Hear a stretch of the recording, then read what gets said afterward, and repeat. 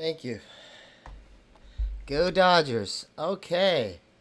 Woo! Let's make this a smooth stream. I was thinking a lot about the Reverse Christ Air guy. We're not gonna go back to police videos. We're gonna go back to the alien researchers type deals, as Amber Lynn would say.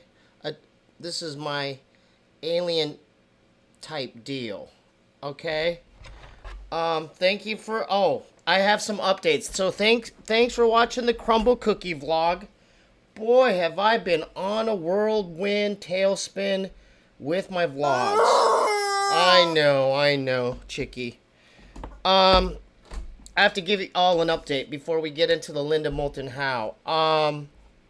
So thanks for being here. I'm glad y'all had a good Halloween. So,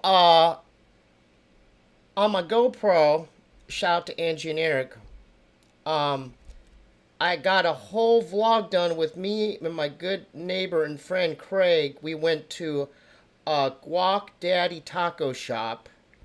Had an excellent organized vlog, great angles. We had an intro, did the whole thing. When I went home a few days later to eject the memory card, which is, let me give you a context. It's about this size. This is not it. It's about this size. This is not the one I'm looking for, but there is some special footage on this one that we could take a look at. It has a lot of footage with my homeboy that passed away, Eddie Kim. He's on this little memory card. I mean, I could probably do a whole vlog about it. I got a bit emotional. I don't want to go there right now. But going back to the memory card that I was looking for, it disappeared. David Copperfield, Houdini disappearance. So to make the long story short, yeah, I completely lost a whole vlog. Yeah, and that's not a good feeling, but you know, I didn't want to let that get me down. So yesterday I said, you know what? I went to the Roosevelt Hotel, and I actually called first. I talked to one of the front desk guys, and I said, hey, I'm a YouTuber. I was wondering if I was able to vlog the hotel, and he said, no, it's okay, Locke. Things happen. You know what? Maybe I lost that vlog to capture this vlog. So you know. You win some, you lose some, but I called the guy at the hotel and got a kick-ass vlog yesterday. So I was running around, and to give you context, this hotel is haunted. So, because I was in one of the rooms, and I felt something. I didn't feel comfortable being in there, but the I guess the most positive thing about that vlog is I always wondered what the pool area was like at the Roosevelt Hotel, because I heard they have some kick-ass parties with some awesome DJs. And when I tried to enter the first time, I didn't have a hotel card key or anything. So I was basically yeah, I wasn't even supposed to be there, but I gave up, and then I talked to one of the valets, and he goes, oh, yeah, you have to walk around or you have to go back inside. And so I went in, and I timed it perfectly because these people use their cards to go in. And so that was my final shot. I ran in, and I vlogged the whole pool area. Okay, so yeah, definitely tune into that. I'm actually, I have to finish exporting that. So I'm sorry, I just want to give you all an update. You know, I had a cool Guac Daddy taco shop vlog. Memory cards, I don't know. It's probably somewhere in here, but who knows? You know what's going to happen? When I'm least expecting it, that's when I'm going to find the memory card. But as far as the other content, oh, you know what? I'm still talking to Circus. He's we're still trying to work it out, but in the meantime, I figured I haven't had a lot of dancers on the Steebee Weebee show. House dancers, b-boys. I reached out to Kid David, and we're going to make that happen. So shout out to Casper. They were in a crew together. But yeah, that's going to be... We've had one in the past, but this is going to be possibly our second b-boy on the Steebee Weebee show. Kid David, look him up. Super funky style. He could really dance his ass off. I know, I want more dancers. So I was supposed to lock in Casper. He had moved. You know what? I'll reach out to him about trying to get in there. And I want to like, because we've had a lot of comedians. How many more comedians do we need on the Steebee Weebee show? Stream right with some skedaddles, please. You know what? Maybe next time. Maybe next time. What's up, There he is! There he is, Casper! Right there. Hey, shout out to B-Boy Casper. Yeah, your buddy, Kid David, reached back out, and he said, we're going to try to make it happen. I tried to get Casper in here first, and might as well get one of his teammates on here. I know, Jesse, I'm trying. I want to get you, but, I mean, do I have to go out there and rent a van and maybe come check you out? I'm willing to do that. So anyhow, yeah, we definitely need a variety of different types of guests. I've had enough comedians and this and that and rappers and DJs. Time to give some dancers some shine. You know what? When I think about dancing, I don't know if you've seen this movie, Girls Just Want to Have Fun. Go watch that movie. That really encapsulates what it's all about. Having fun. Can we get Annie Hardy from Giant Drive back on the pod? You know what's crazy, Dust Tapes, is she randomly reached out to me, man.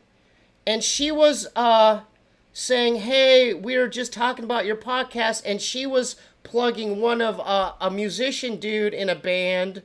So, yeah, I'll reach out. If you want Annie Hardy, you know what? I'll write that down. Annie Hardy, part 2. And I don't want to be the only one taking notes. Daniel, you're my friend. Anyone here, no name, Daniel, if you're here every stream, I consider you my friend. Real talk. Annie Hardy, part 2. Okay, so I've never seen this Linda Moulton Howe thing. I wanted to, I might regret it, but look, I'm ready to take, I hope you're ready to take some notes. I don't want to be the only one taking notes, right, No Name? I hope you have your pen and your paper ready. Yeah, because we're trying to learn something about this alien research. Yeah, get your Mondo legal pads ready. So, for those of you who don't know, I've really talked about Linda Moulton Howe a lot. She trumps Peggy Kane by several miles. I know Peggy Kane, she has specific names for reptilians like Vinny and Ralph. But Linda, she's written books, okay? Peggy is a woman who she lives out in Arizona who does EVPs. So I wanted to give her a platform and the respect that she needs. Tune into Earth Files. That's what we're getting all this stuff from. So let me remove the fair use thing. Yeah, this is Opus. Just give it a shot. You know what? We could always change it. So this is Linda Moulton Howe.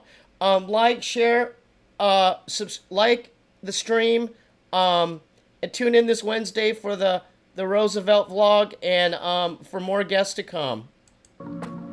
Here we go. Thanks for being here. Hi, everyone. My name is Les Velez, and I welcome you to the Opus interview series.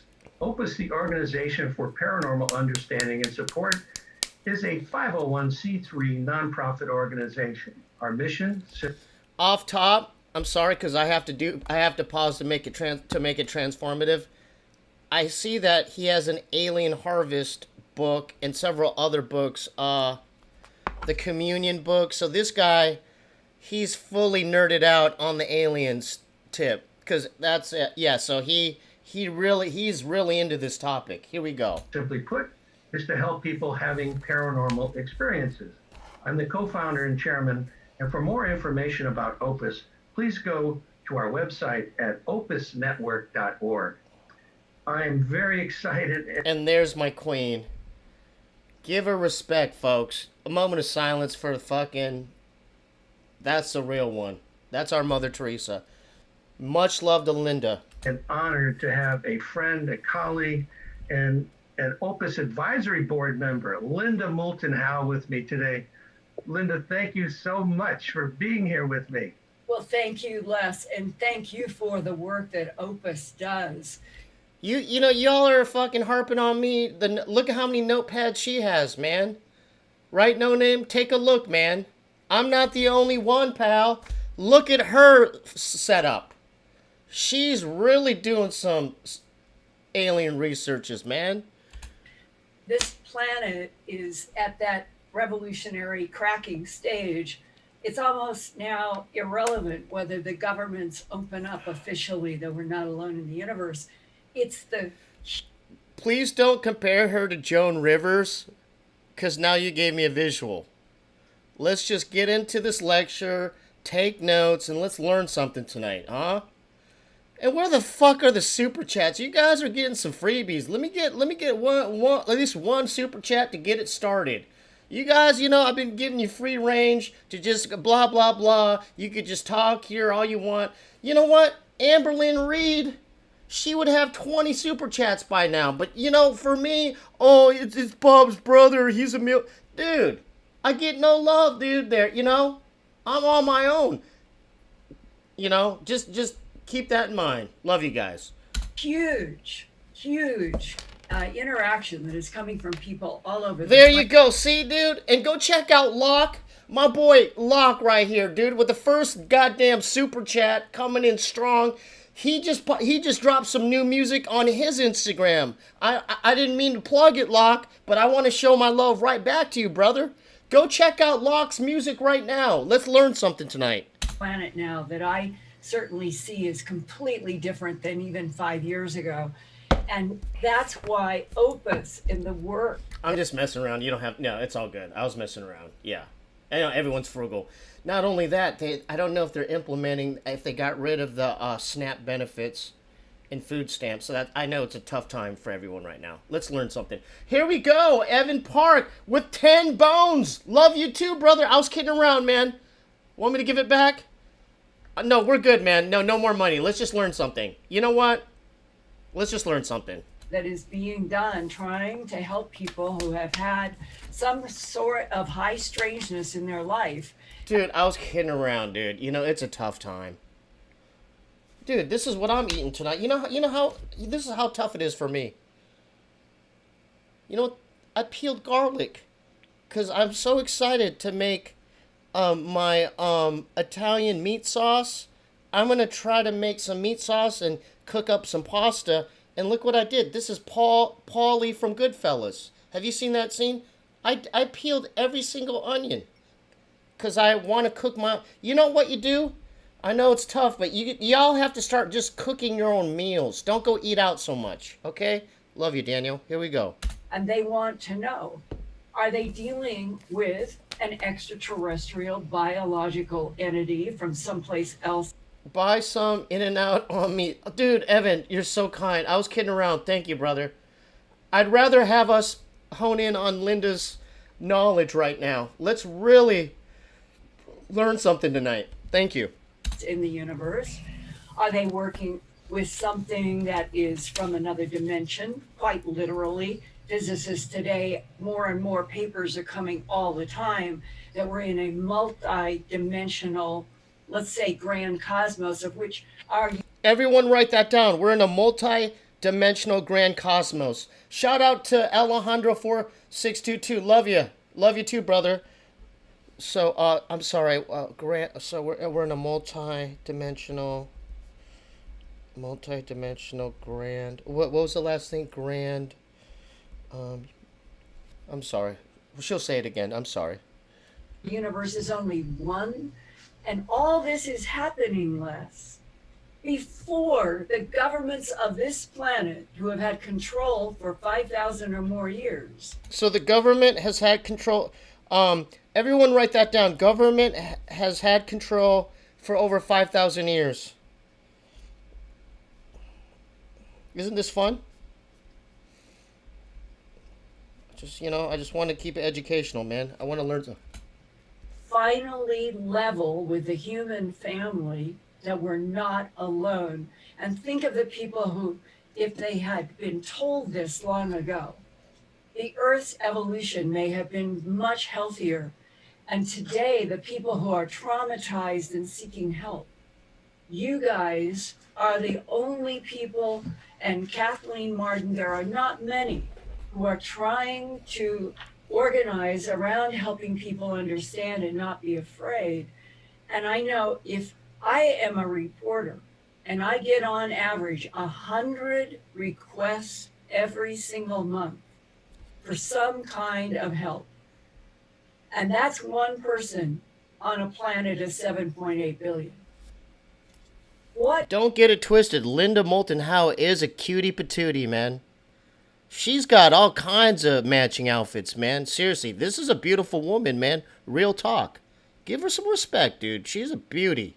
Is the number out there of people who are living with all of this inside?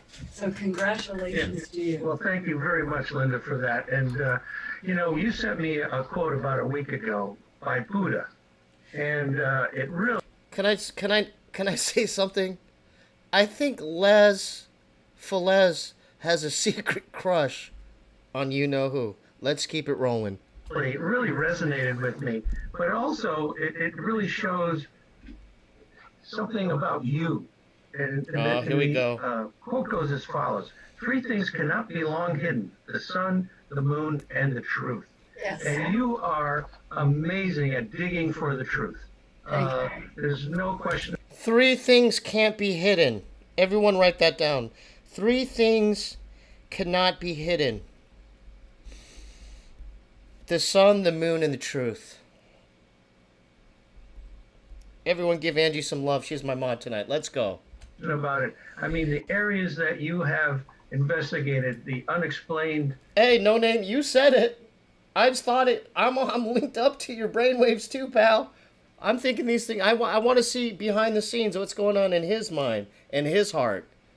I mean, yeah, I think he's had it out for her for a while. I mean, God, he has her book right there. Phenomena, crop circles, cattle mutilations, abductions, alien abductions. I mean, it's fantastic, the work that you're doing. And let me tell the listeners a little bit about your background, because some people may be on here that don't know Linda Moulton Howe, and I can't believe they don't, but just in case.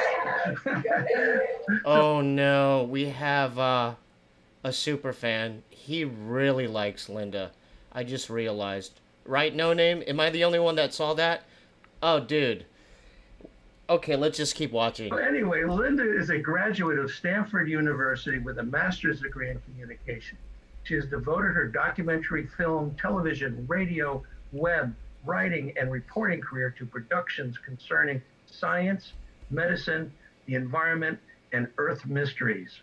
Today, she is a reporter and editor of the award-winning science, environment, and Real X-Files news website, earthfiles.com. While he's reading this, his armpits are sweating so much. He is so nervous saying all this stuff. He's like, I can't believe I have my interview with Linda right now. Which contains nearly 3,000 in-depth reports with thousands of images, maps, documents, and illustrations. Linda also does a weekly Earth Files YouTube channel broadcast that grows nationally and internationally with over 166,000 subscribers. That's Mark Duffy coming in with the love super chat emoji. Locke coming in again. He's laying on that alien glaze real thick. Yeah, thank God we're only seeing the upper half of his body right now. I don't even want to know what's going on down there, if you catch my drift. Holy smokes, Les. Keep it together. phenomenal. We broke 171,000 this week. Oh, wow. That's fantastic. Oh, you're doing such a great job. In addition to her award-winning Earth Files news website and weekly broadcasts, Linda's investigative reporting for television has received local, national, and international awards, including 3 regional Emmys, a national Emmy nomination, and she was an honored producer for medical and science programming in a WCVB TV and ABC affiliate in Boston State. I mean, this guy's saying way too many accolades. Just stick with 3 and let's get on. You know, this guy. Oh my God, he's showing his cards. You know, right? No name. Peabody Award. That's a very prestigious award. Other award-winning documentaries are Poison in the Wind and A Sun-Kissed Poison, which compares smog pollution in Los Angeles and Denver and Fire in the Water about hydrogen as an alternative energy source to fossil fuel. That particular work was honored in New York City with the 1978 National Emmy finalist for community service. As director of special projects at KMGH-TV, a CBS affiliate station in Denver, Linda received the Aviation and Space Writers Association Award for Writing Excellence in Television and the Colorado Oh my Florence God. David Award. I know. for I'm Outstanding sorry, Blue Contribution Snowman. to Public Health. Hey, he's saying it's Les that's doing this. I'm not doing this. He should have stuck with 2 or 3 and said, so where are the alien graves at? What's up with the crops? Or, you know what I'm saying? This is not the Academy Awards, man. It's like, God. One of the things about your background, your dad was involved with aeronautics. Yes, my dad was director of aeronautics for the state of Idaho from my age 4, and he retired like it was the late 70s. And we flew everywhere because he had to travel around the state constantly.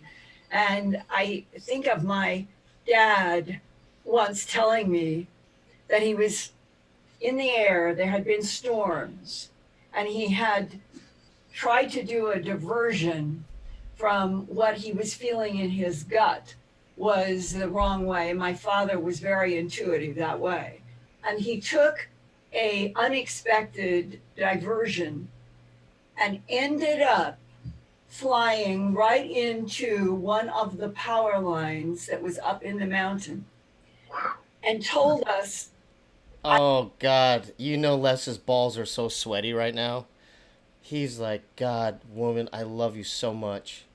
I knew I had only a brief moment and that I was either going to die or I was going to save myself. And my dad said that this feeling overwhelmed him. Keep the power going. Try to fly off this wire. And Dad did a 360 loop in the physics of that moment. He remembered the 360. And when he was coming out of the 360, it disengaged from that wire. And the thing about it was, Dad said, it's sort of... Someone commented on her turtleneck. Dude, she has good fashion sense. That's not her only outfit. She's got great matching outfits, man. Sort of like life. Just never give. Oh, that's an interesting story. That has been my philosophy inside of the most difficult subjects that any human could possibly take on. Looking back, animal mutilation. You know, I was thinking the same thing. They should have a GoPro, like, on Les's crotch area, just to see what's happening over there. And other intelligences that led to human abductions. Shout out to Dead Side. He paid extra for the haircut for his podcast. Yeah, exactly. You said it. I didn't say it. Which is what Opus is trying to deal with. But there's not a question. We're not dealing with hypothesis. We're not dealing with speculation. This is the reality that the world has to grow up to face, that we're not alone in this universe, and that what appears to be a myriad of consciousnesses range from friendly to neutral to hostile. And those words come from remote viewers. They come from people who have worked in the Pentagon. This is not a universe without the dangers, just like my dad encountered. And so if you write down anything, if you're not taking notes, at least write this down. We're not alone in this universe. Everyone write that down, and I'll leave you alone. We're not alone in this universe. And you know what else caught my attention? They're not all friendly. She said hostile. Let's continue. He kept the energy going and flew off of that wire. And somehow I feel it's always been a metaphor. You don't give up, and that we are babies, and the babies that we have been kept on this planet, we deserve all of the truth. And with all of the truth, even if it involves the invisible in our souls, I swear, my dad taught me, the more you always learn in life and the more you do not give up, the stronger you become, not weaker. And we need the whole planet to get stronger. Yeah, and more educated and more aware of what the heck is going on. And your program is doing just that. I mean, the Earth Files show is phenomenal, and the series that you just finished up last night. Les, might as well just propose to her right now. You're just, come on, man. Don't make it so obvious, pal. Jeez, how many accolades is he going to say? With Carl Corso was really great. I met Corso at the 50th anniversary of Roswell, and I had an opportunity to talk to him. And I said to him, why would you come out with this? Here's your background, an illustrious background, working with Eisenhower, and now you're coming out with all this information. He says, our children, our grandchildren need to know. They need to know. And I felt that. I get cold chills every time I tell that story. It's true. I thought he was. Shout out to Mark Duffy. Hello from Mon Valley in Pittsburgh. Hell yeah, Mark. Thanks for being here. He's one of the most decent human beings I have ever met. I loved Colonel Corso, and we had discussions on the phone. So everyone write that down. Colonel Corso. Colonel Corso. We have to ask Mondo about that one. And I was with him twice, but I always felt this is what America as a metaphor was. The General Trudeau and General Eisenhower and Lieutenant Colonel Philip J. Corso, that our military leaders, once upon a time, they were gifted with and they were promoted because they were honest, frank. Yes, they could keep non-disclosures, but they always were aware of the nation that they were military representatives in, and they actually cared. Lieutenant Colonel Philip J. Corso cared. Okay, he's a Philip J, like John J. Rambo. He's Philip J. Okay, so write that down too. He's a Philip J. You and I and children and everybody would know what he knew. And he, at that Philip end, J. when Corso. you read The Day After Roswell, I'm always struck. I've gone through it 3 times. This is the truth. This is what has been hidden. You know what? So someone's commenting on the pictures in the background, and I think those are selfies of her. She has pictures of herself on the wall. And there it is, with John J. icebergs Rambo. of information Exactly. beneath each of the pages. Yeah. No, this is Philip J. There's only one John J. Rambo, and we know who that is. Watch First Blood. One of the best. Shout out to Locke again. I'm not trying to be mean, but she looks like a marionette puppet, and he looks like the sweaty, greasy guy controlling her from above. Oh, God, don't give me that visual. Shout out to Locke. But if you took that one book and you read the book, the entire world would be brought up to speed that our most advanced technologies came from inside of craft that crashed in a variety of places around this planet, and that people who were in power made a decision that we were not to know. And that to me was a fundamental. She does have several cats, yeah. So she has. I know one of the cats' name is Fluffy. She's got two other ones, I believe, too. Old mistake. After Chocolate and World War II. fluffy? You know, it's just phenomenal how all these things are coming to light. You know, seemingly in bits and pieces, but these bits and pieces now are starting to make sense. And you know, I just had a crazy visual, and don't quote me on this, but I had a visual of Les wearing nothing below his shirt. It's just, he's just pure naked right now. I'm sorry. hopefully we're going to have some more pieces come together in June with that committee releasing their report, and hopefully. May pray that they don't back off.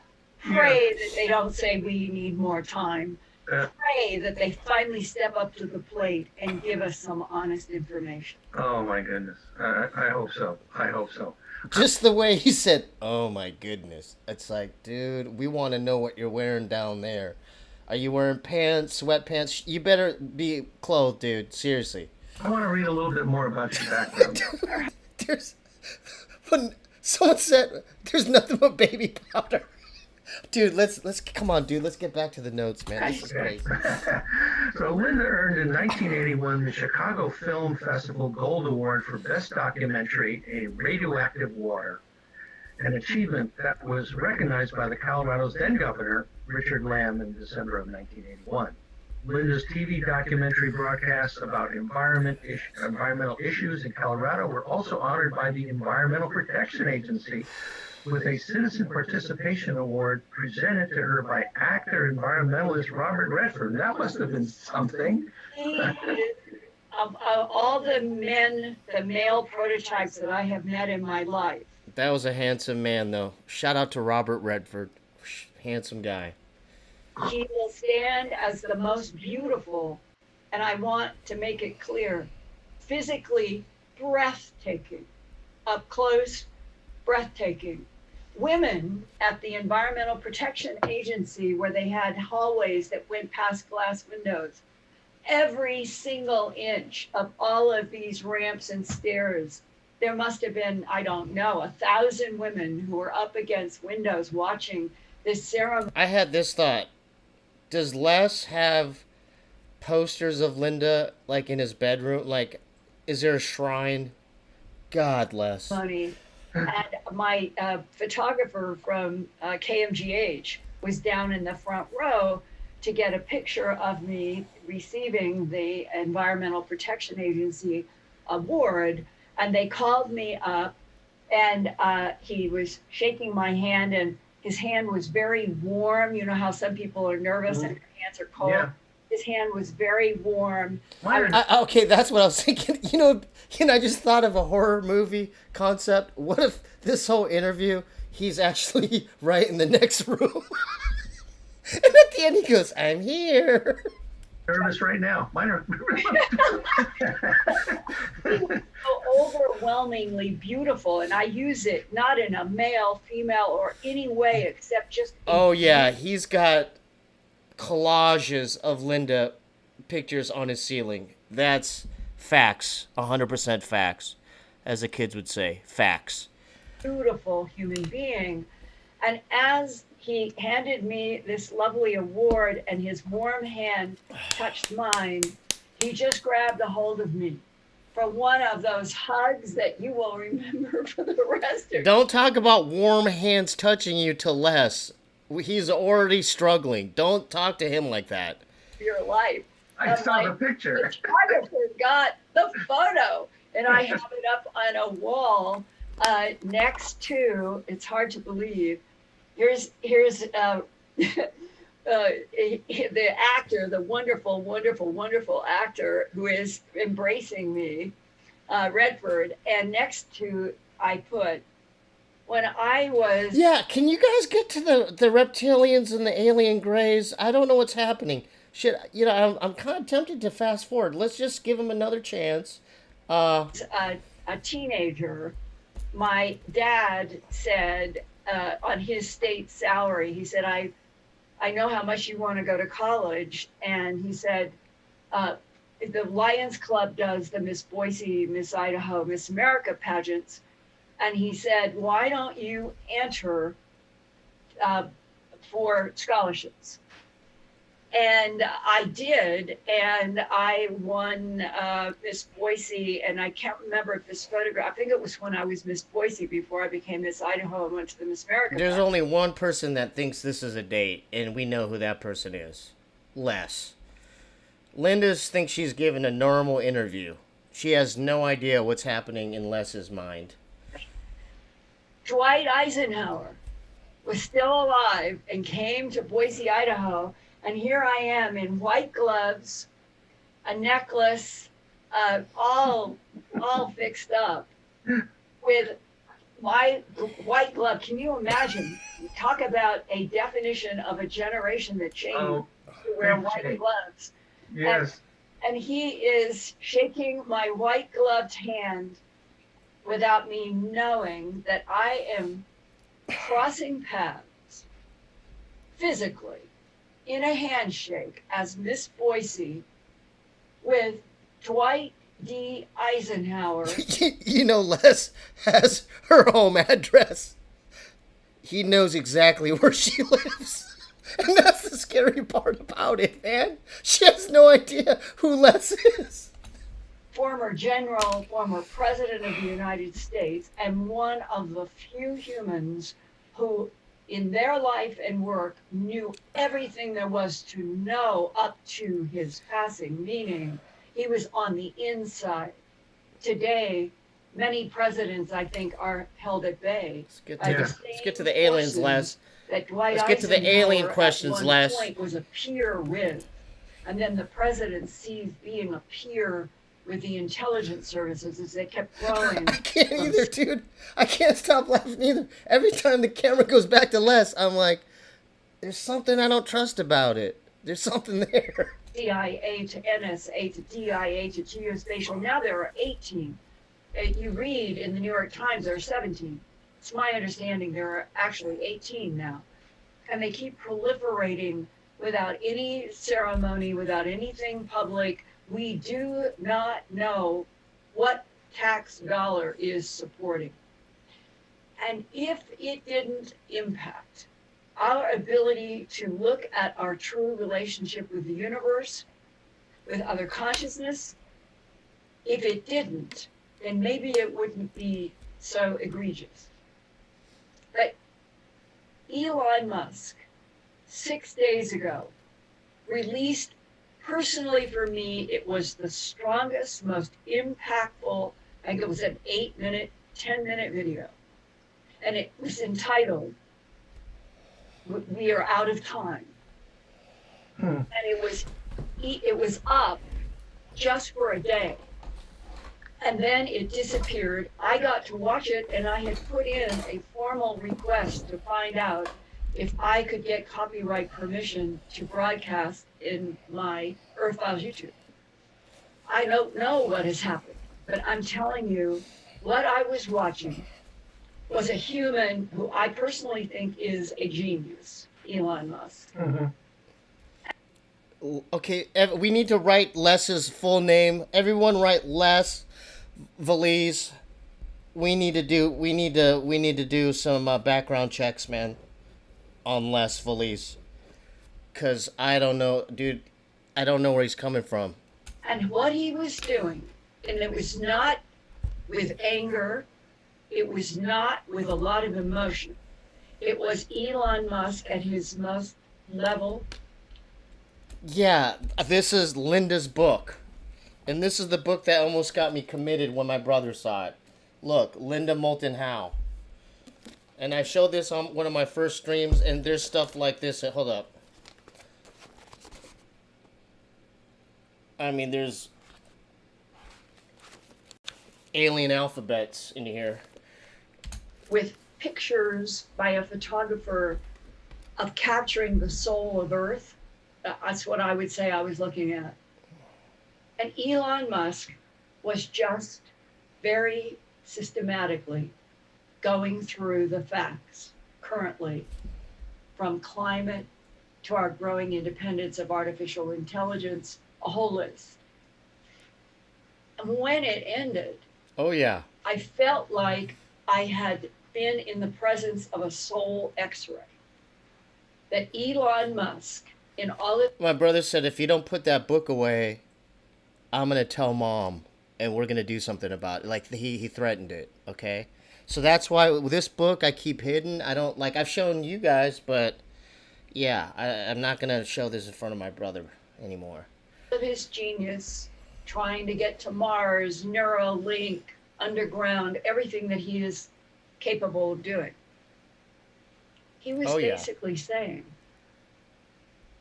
humanity does not have a future if we don't stop X, Y, and Z.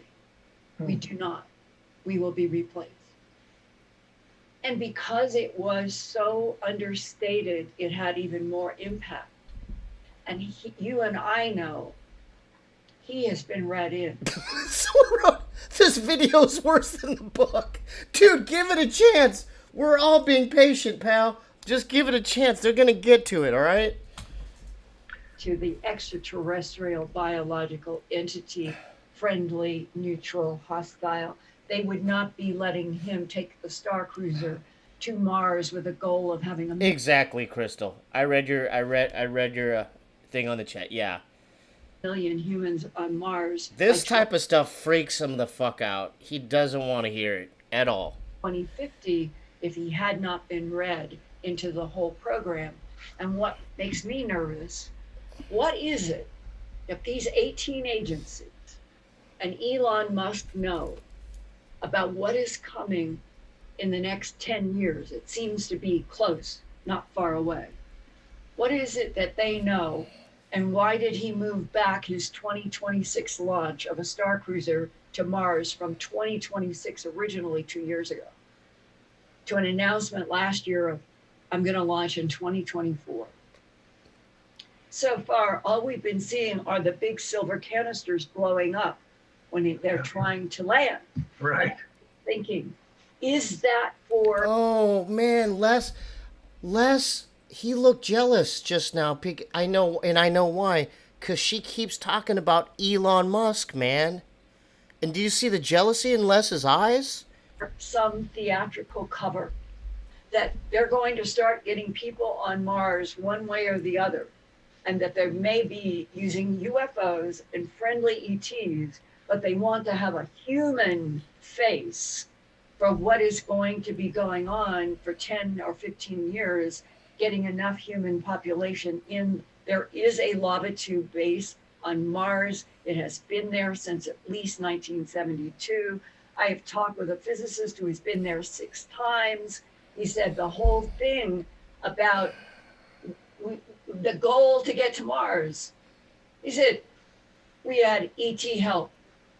That they knew how to take a big lava tube on Mars, spray it on the inside, pump in the gases that we humans have on Earth to breathe, totally contained, separated from. Now, doesn't that remind you of Total Recall?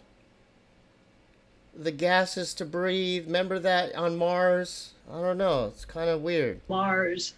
It's Mars. I think that that physicist, without any question, was telling me absolutely the truth. And that Elon Musk and others know. And that's where the base would be. But they're going to go through the charade at this point. They're making it sound like they're going to go through the charade of, oh, getting there. Oh, the Star Cruiser. It made it. It made it. And they've been there. But, you know, I'm not judging. Dude, Quado, that's the best character ever in film. Hell yeah. Whoever wrote Quado, hell yeah. Judging those decisions that were made to continue this contrived, artificial, totally false narrative that we've gotten since World War II up to now about what were extraterrestrial craft in the skies in World War II. Okay, she said there's extraterrestrial crafts in the sky during World War II? Everyone write that down. Crafts in the sky. Okay. Hitler said that he was allied with ETs from Aldebaran That was So she's starting to talk like Peggy Kane. So Hitler was allied with aliens. Okay, now the real shit's hitting home, huh? Here we go. in the press and in books. And when it was December 1999, I think it was one of the most impactful sentences ever said to me by anyone on the planet. A man from the World Bank came to me, and I think it was around November or October of 1999. And he said, I have read all your books. I have viewed all your documentaries. I have been in the audience at several of your conferences. And he said, there's somebody that I want you to meet. And he gave me all of his background, and I was able to check it out. And he said, I "If you would know. like to I wrote aim it for a down too, meeting." No Name. It took a month and a half or so to get this meeting put together. That's wild. And all three of us had to travel. And Yeah, the whole Hitler with the aliens thing is wild to me. I'm still trying to process what you said. It's pretty wild. I'm sorry. I mean, we'll go back to cop videos next stream. So thanks for being here. the man that had asked to meet me and who I really wanted to meet was described as being an analyst about extraterrestrial biological entities for the Defense Intelligence Agency and was retiring. And he was seeking me out through the man who worked for the World Bank. So all three of us meet at a prearranged place that essentially the DIA analyst had said, he had said, it can't be X, Y, and Z. Off limits simply because of juxtaposition close to places that he knew. It had to be someplace that he felt he would not be recognized. Right. And as he's the one who guided us to where we would sit for this Yeah, we'll get back to the police videos next stream. I'm sorry, guys. meeting. And the only thing I can say right now is imagine a very busy seaport. And imagine on a Sunday what the sound is like if you have large ships, small ships, a mixture, the white noise that is near a very active port. And as we sat down, Well, when the camera pans back to Les, it's just more and more jealousy. Because I think he's still fucked up because he's like, what does Elon have that I don't have? to the place that this man knew he was taking. He said, quote unquote, he looked up at the sky, he said, I do not think our satellites can penetrate this white noise. Interesting. I have talked about that sentence with other people, and they have said, our satellites can listen to any conversation. Okay, write that down. Our satellites could listen to any conversation. Okay, so that's fucking me up, and the Hitler with the aliens is fucking me up. So those are the two things that are kind of messing with me right now. That is in a normal sidewalk, backyard, it doesn't matter. The level of being able to spy on discussions, conversations through windows, through 5 stories now, it's incredible, and most people aren't aware. So that sentence at the beginning of this astounding... Yeah, after this is done, I'm going to make a different thumbnail with just Les's face on the thumbnail. 7-hour meeting, in some ways, set the stage. This man knows what he's talking about and what he shared with me. If I boiled it all down,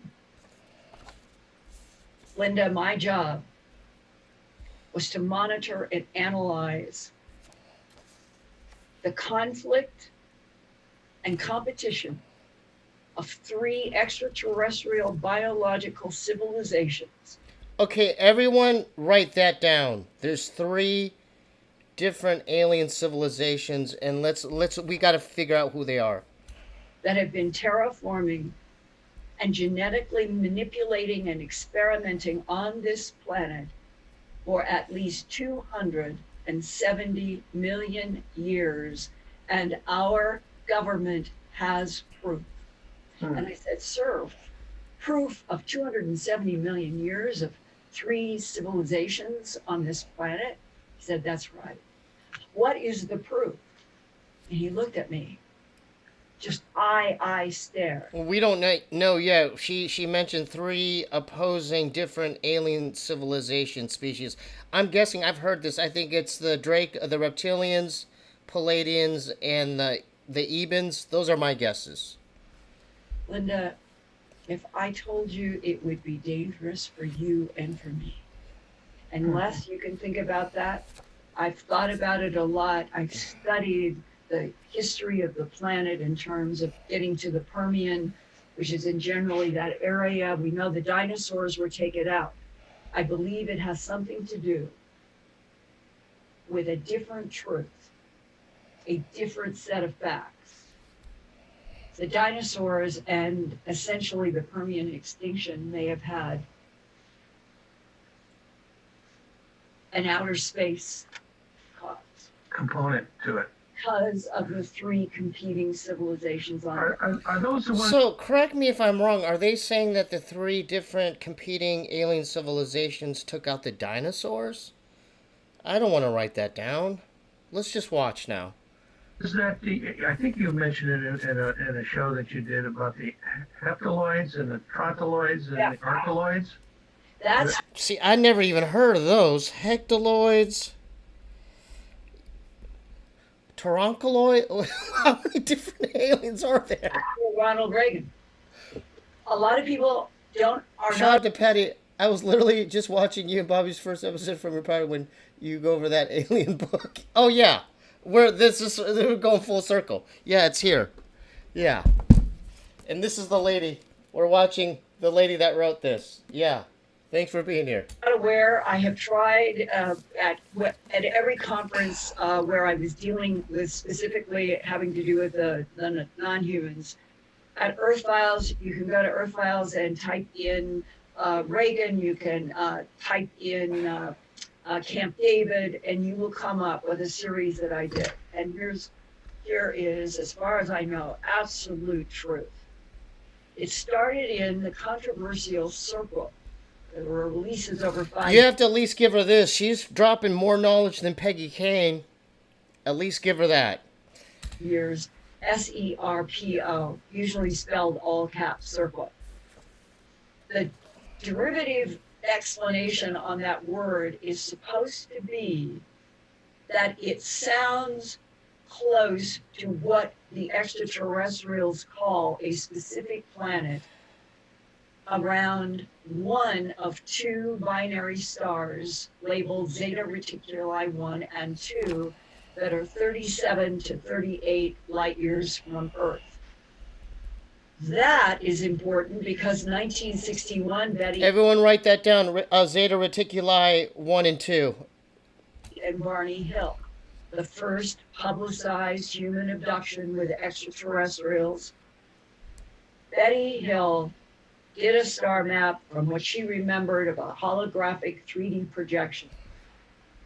Amateur astronomer Marjorie Fish decided that she would try to take the 2-dimensional paper. Yeah, we gotta do a Peggy and Barney Hill thing, huh? That's gonna be the next one. We'll do the police videos, but Peggy and Barney Hill, we gotta get into that as well. We're gonna get into it all. Thanks for being here. Design that Betty Hill had done and extrapolate it into a 3D view of our end of this particular part of the universe. In 1961, it was not known that Zeta Reticuli 1 and 2 were a binary star system with 2 solar systems. That was not known. Betty Hill had the idea that somehow the two from the download from what looked sort of like a gray, but wearing a cap and wearing something like almost like a military top didn't fit into the. You don't think I've reached out to Linda Moulton Howe like 100 times? She's hard to book, man. I've tried, over the years, I've tried to get Linda Moulton Howe. Classic little grays or middle-sized grays or tall grays, but definitely they had black ones. You know what artist, you know what woman I almost had? One of my favorite artists, Lori Lipton. I was so close, man. And then she had some kind of art show. She you know, she's so genius with her art. She's like, oh, I just don't want to leave. Yeah, I'm working on my thing. I'm like, oh, man. Lenses on. But apparently there are all kinds of grays, just like there are many, many types of hue. And that the Zeta Reticuli 1 and 2 was then the common ground between. You know what? You know what? No name. I do have a thing for Linda, but it's more of a motherly thing. I'm not looking at her how Les is looking at her. Betty and Barney Hill, and today we know a lot more. And help me, I've had a thought explosion. I was headed toward, what was it? We need more camera on Les, dude. They just cut away from Les. We want to know what's going on with Les. There you go. No, I'm the three races, the heptaloids and the. Oh yeah. Okay, hold up. Now, see, they're going. See, I have it. It's open right here. I have 3, but so the number 1 is hectaloids. Hectaloids. Okay. Reagan. Yeah. Yeah, Reagan. Yeah, but I got way out there in Zeta Reticuli 1 and 2, but they're Right. still relevant. Okay, now we're back to Camp David and Reagan. What are the other 2 alien races? Stick with the script, man. Why it's important to look back to 1961 is that is the first baseline of what was presented to the world public of a black man, a white woman taken by grays with lenses that Betty sketched so well. And jump to Reagan was taken to Camp David March 6th to 8th, 1981. He had been inaugurated and he had been president only since that January. So now it's March 6th to 8th. His self-appointed CIA director led the meeting at Camp David. I have a feeling that Les is a starseed. I just have a funny feeling that he is. They were introduced. Oh, I forgot about Pindar. Yeah, Pindar's definitely seated as well. In the transcript as numbers, like CIA 1 or CIA 2 or that, no names. And for 2 days, Ronald Reagan allegedly was given briefings by each of the experts from the intel agencies on the various pieces of information. And the most startling for people who wouldn't know anything, and even for those of us who have been exposed to this information before coming through the abductees, I had been, but most people had not, was that there were 5 basic ET groups. So first there's 3 and now there's 5. I have hectaloids, Gray. You only talked. I only know about the hectaloids now, and then there's 5.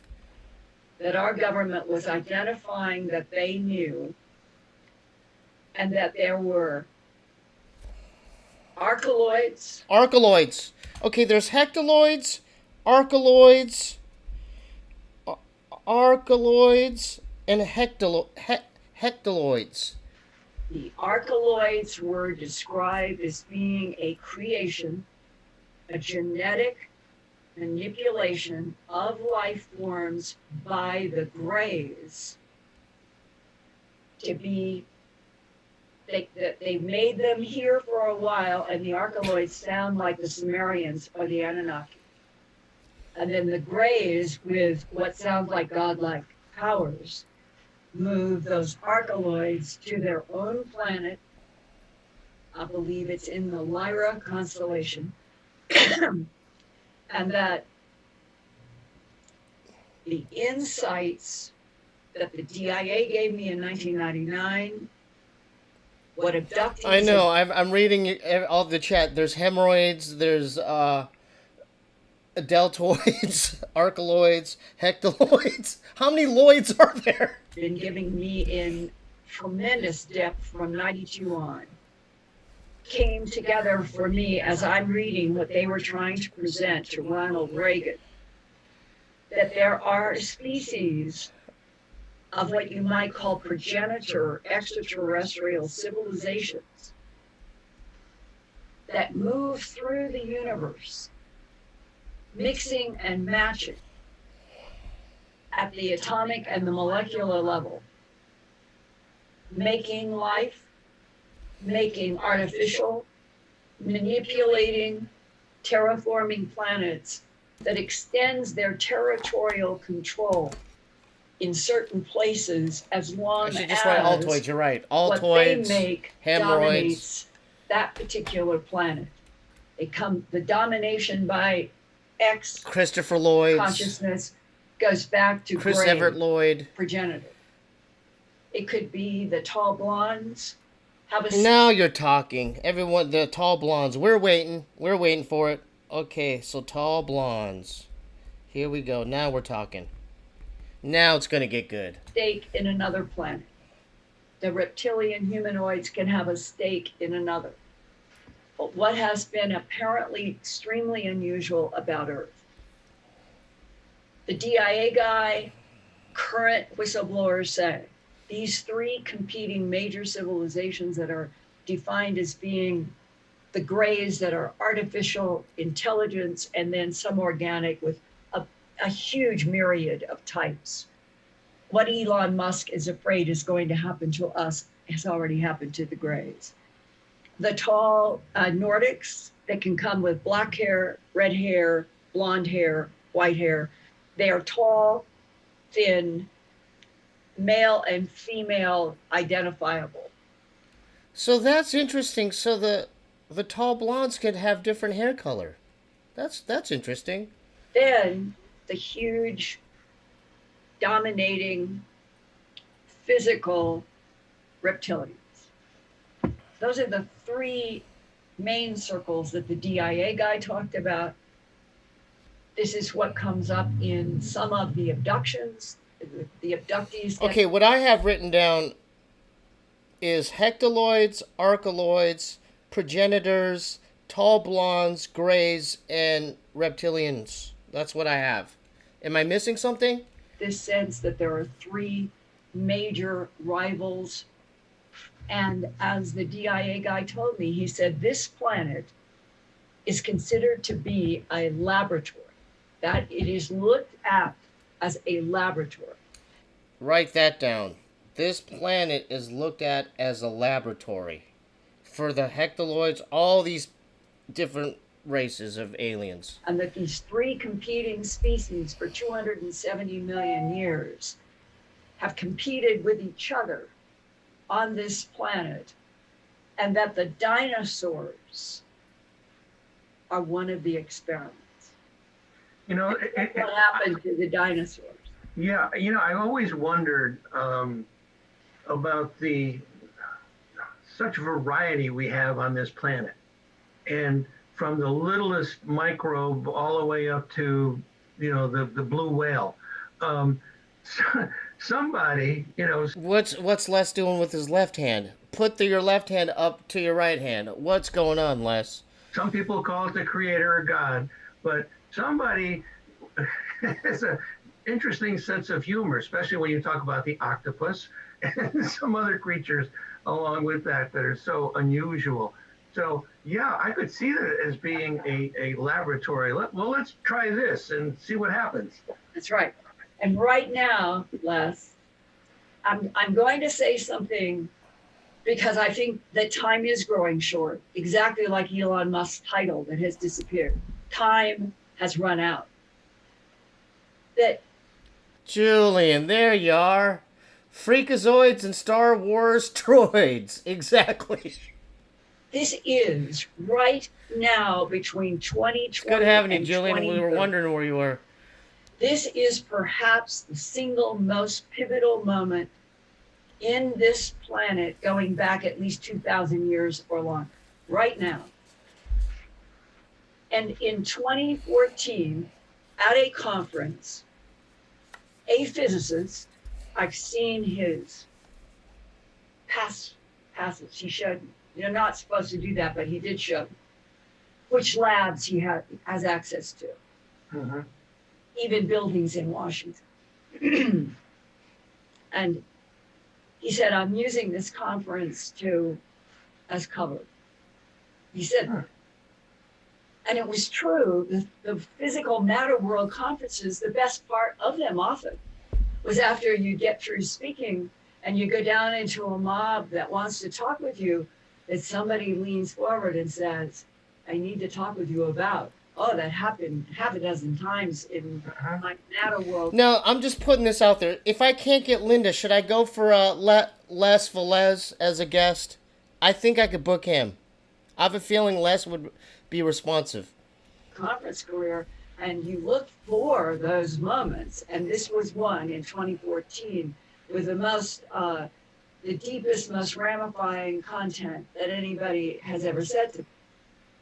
And he was interested in talking to me because of bismuth, magnesium, zinc that we, without question, it is an atomic and molecularly arranged layered metal that it will neutralize gravity for ETs that know how to make it work on craft. That's what it is. Yeah, we have to hide the stream from Les, and I have to come with respect to get Les. Yeah, if I went for Les, I would have to erase the stream. And I was doing a presentation, and that's when he came up after. He told me much about bismuth, magnesium. Oh yeah, you better zinc. believe it, No Name. Yeah.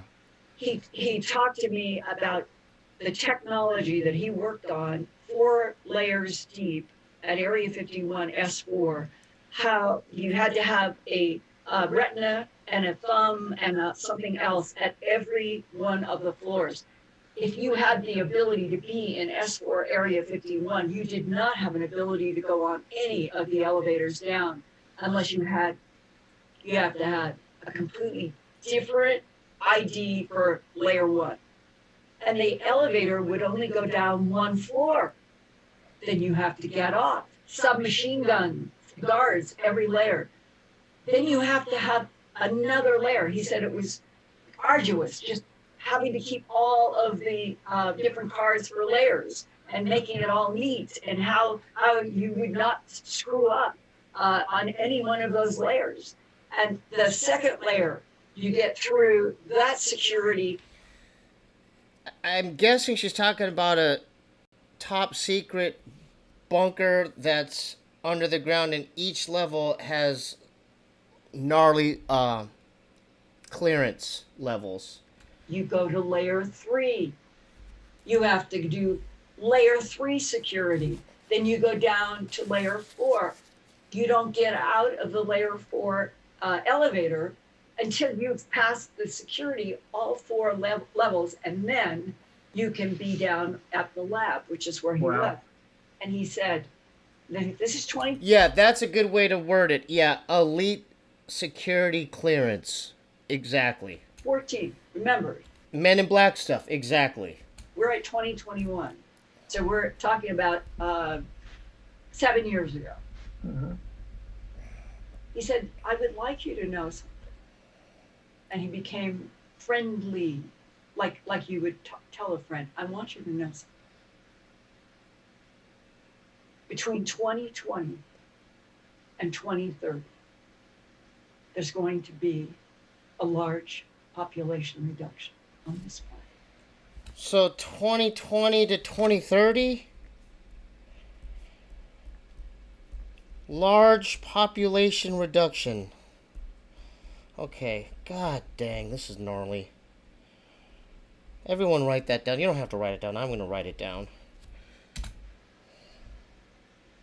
And one of the methods that we studied in the S4 facility in the 70s, in the 1970s. Linda, it is our understanding that the black hole that exists at the center of the Milky Way galaxy goes through cyclic bursts. I don't mean light. I don't mean matter. I really am sorry. We'll go back to the police reaction videos next stream. I didn't know, dude. I'm still stuck with Hitler with the aliens and crafts in the sky, World War II. They cannot escape the black hole, but the black hole can burst. Why we know that? Probably ETs. He said between 2020 and 2030, from everything we understand, it's going to happen again. Oh man, Julian, God, that's a good timing. Do police videos with Les. And he said, what do you think would happen if you have Oh man. energy moving at or above the speed of light, and it hits our solar system? Not good. What happens if the Earth, like hitting a wall, Bob ain't gonna see these. Trust me. Best believe that. What do you think would happen? And I remember I was listening to him so intently. Mm-hmm. And I had this picture in my mind when he asked that question. I can still remember it. I could still feel like I was seeing it. I would drive out to Les. I want it bad. I want to interview him so bad. I'll be like, you know what? I'll come out to you, man. Give me your address. We'll GPS it. I said, I mean, we're 2/3 water. If you jerk the Earth, the inertial forces on water, they would have to catch up. And he said, bingo. And he said, our computers, we ran program after program trying to use different intensities of what this burp could be. You know, it'd be dope if I had a sleepover with Les, like pajama party, and we swapped notes. And dude, that would be a crazy, fun vlog. And he said we never got less than 1,000 feet of the Pacific Ocean rising. Now get this. Start thinking about this, because I don't think of this as us frightening people anymore. I think of this, we deserve to know what ETs are telling the governments that could be coming, because it might affect things we want to do with people, our lives. He said, think of looking out at the Pacific Ocean if you're standing. Oh yeah, you know Les has. Have you seen that movie with Robin Williams, the 24-hour photo of all the photos on the wall? He has that guaranteed in his apartment. Standing at Santa Monica. A tsunami are waves. He said, don't think waves. He said, we're talking about the entire Pacific Ocean rising up 1,000 feet before it does this. Well, Yeah, Cy the photo guy. Exactly. Les has got that. he explained from the computer stuff. Dude, that movie, that's a crazy movie. For those of you who haven't seen 1 hour photo, sorry. Is it 1 or 24-hour photo? 1 hour, I think it's 24-hour photo with Robin Williams. That they did back then in 1970s, he's telling me in 2014. He said, we always ended up with the tops of the Sierra Nevadas as islands. The Rocky Mountains, anything above 5,500 feet stays above water. The Gulf goes up the middle of the country and the St. Lawrence River and the Gulf connects through the water, the width It's called 1 hour photo. Yeah, sorry, 1 hour photo with Robin Williams. of the water in the middle of the United States vary depending more than it did on the coast. It doesn't sound like I would be successful living in Texas as No, I I don't am. have hate for you, man. I love you, No, Dan. and on the East Coast, and everything would be gone up to the Appalachians, and the very tip tops of the Appalachians would be islands. Like, okay, now when you hear that for the first time, I think everybody's reaction is, "Oh, it's just not. No, no." You just something in you just goes, "No." Right. But now it is 2021. There are whispers coming in governmental, let's just say, from governmental points of view, Mm-hmm. that something global is going to happen between now and 2030. Three Eye Atlas, right? Is that what they're talking about? And why would there be all of this concern to get Elon Musk Don't talk about Elon to Les. He's gonna get the jealous eyes. Watch. to Mars with humans? And that they've moved back that launch date to 2024, and that it's possible that it will not even be the Star Cruiser. Like I said, it may be theatrical cover. Huh. And Yeah, let's take a look at Les. I want to know what's happening with him. Yeah, he looks a bit agitated, huh? It's because of Elon. She keeps talking about Elon Musk, man. and the thing about it is that physicist told me other things that were markers. And I think if this is information that has come from the extraterrestrial biological entity world, that there is yet another layer to show how difficult all this is, and that the last 42 years of my trying to get to the bottom of all this, understand the facts and report the truth, this is how difficult it is. Because there is yet another layer. And the other layer that is now being discussed is, would the leadership of the United States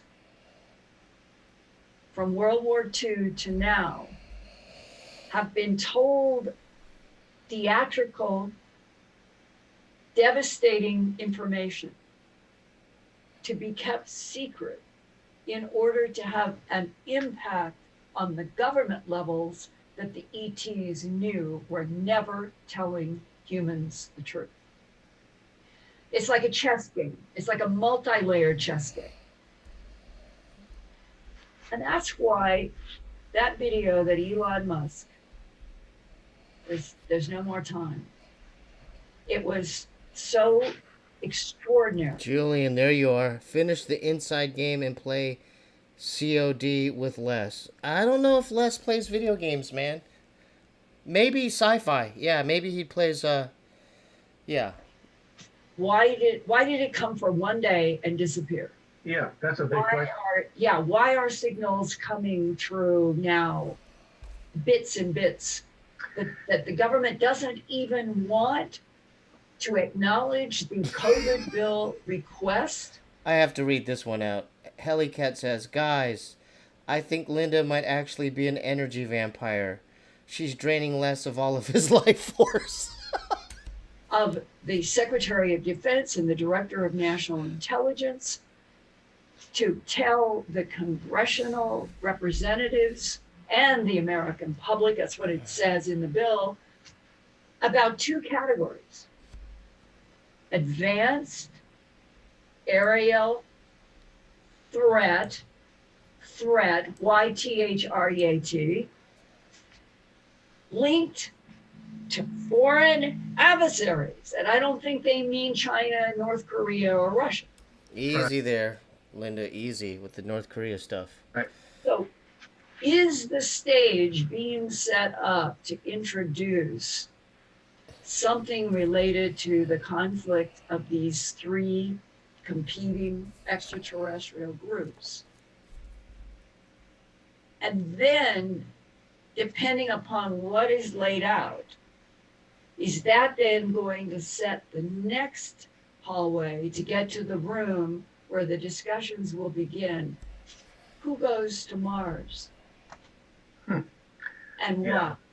Right, exactly. Well, And- Linda, you and I are of the age probably that they might just leave us behind. Well, Oh, Les, give yourself a little bit more credit than that. Come on. Unfortunately, I'm sure you know, one of the things I wanted to only geniuses. one thing I wanted to mention is the fact, you talk about, are the aliens telling us the truth? And or if they're not, what effect is it having? Right. All the people in the Opus online support group talk about, are the aliens telling us the truth? Are they in fact, trying to have something come out of whatever they're telling us? So what's their agenda is the bottom line, and that goes back to what you're saying is the fact that these three competing groups, what's their agenda? Each one is different, I think. Yes, and Les, do you all now at MUFON working in Opus, do you get letters that come about people having repeating dreams about deep water flooding where they live, or they have dreams about seeing mountains going underwater?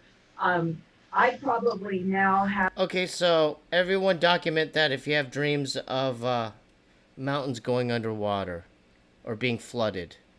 200 such letters that have come to me just Yeah, he has never had pants on. We mentioned that 40 minutes ago. Les is completely bare naked from the waist down. in about a 12-month span. Interesting. My entire reason for being is not to scare anybody. I don't buy into fear. I feel that we need to understand. We need to understand the whole truth. If an event like this is in our future, which would be a Noah's flood that has been in biblical history for how long? Did it really happen? Is this cyclic? Is it tied into the black hole? If they told everybody, would that help people to make decisions in their life in a different way? Would it then be the explanation for why we needed to go to the red, dusty, difficult Mars? Yeah, Okay? exactly. Be a different planet. Not everything would be done just to have. Julian, what do you got for us? Les is gray alien and probably hanging out. Exactly. Have more and more money, which seems to be the only thing driving the planet now in the Oh, power Les is gray alien is probably So this- hanging out. I Okay, I don't just think got that- it. any discussion now. And in a way, I felt that was exactly Elon Musk was trying to say more on that video, as if he knows.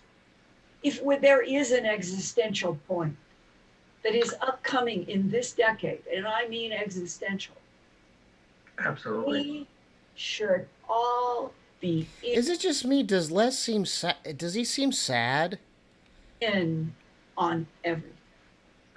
Yeah, and unfortunately, the powers that be feel that we are either not ready to understand that or that this would cause a panic.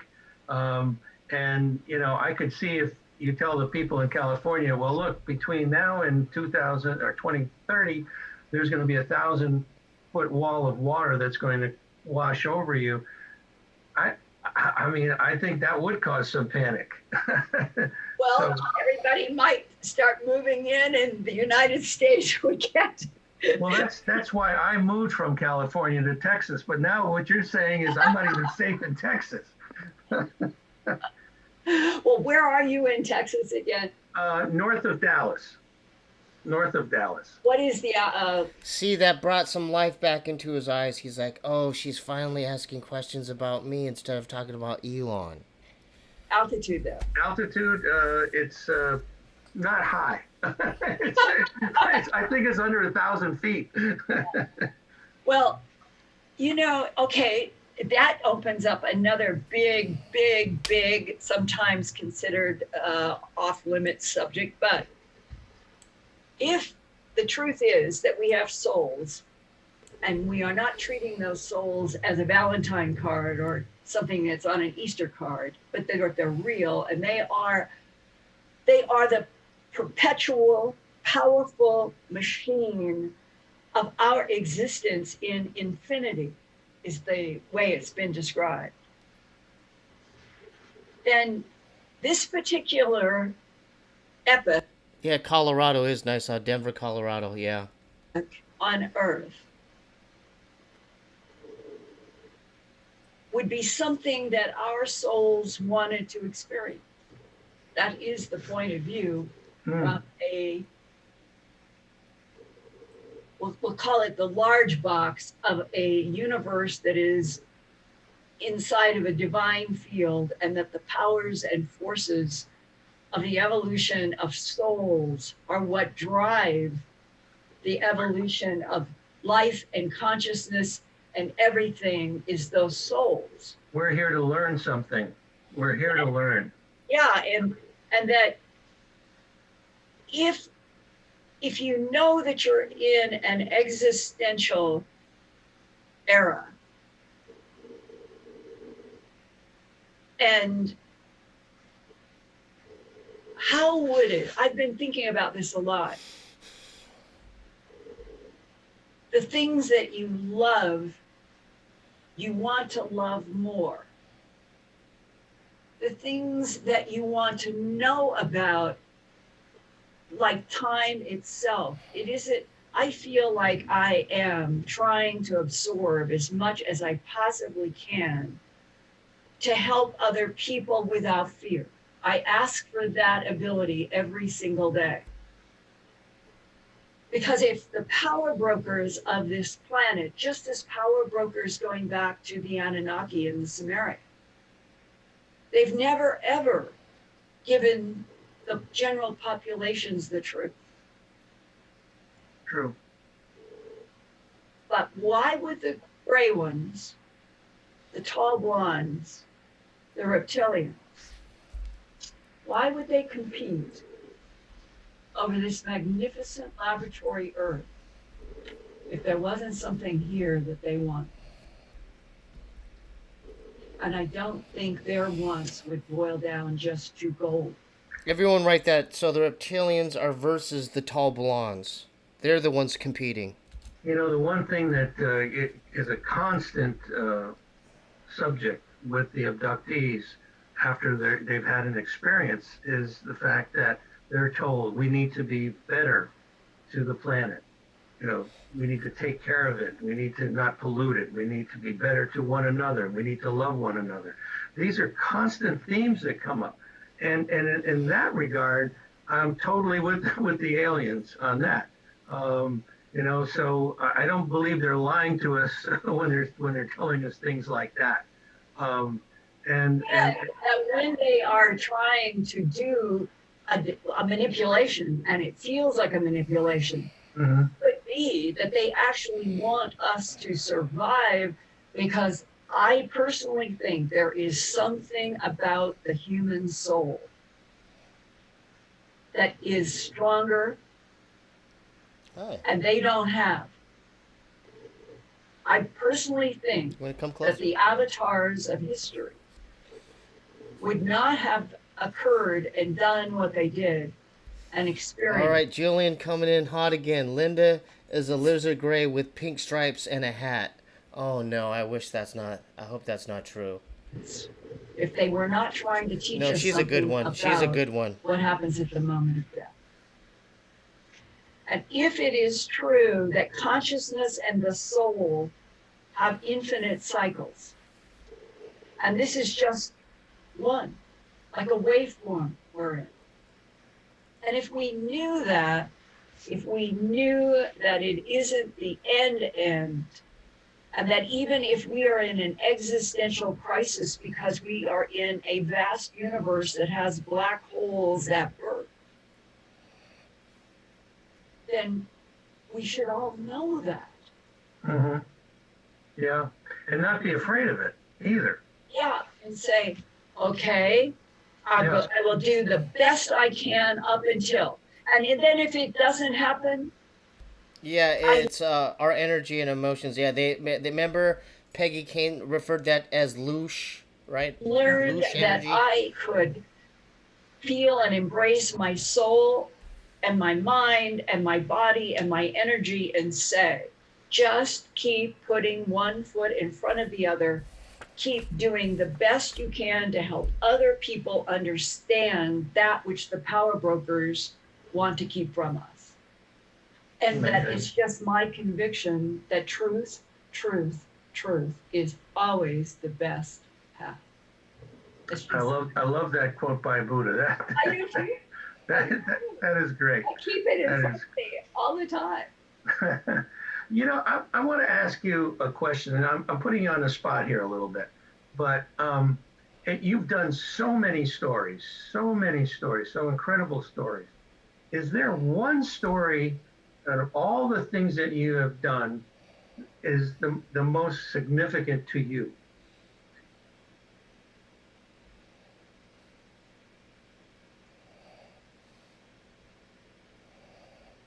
Oh, she has to What think about came that. into my mind's eye immediately, it's interesting to me actually, because you're asking me about my work. But what popped into my head, because I think that this was and is the single most significant thing that ever happened in my entire existence. And I've been, this is my 79th revolution around the sun. The number Dang. doesn't mean much to me.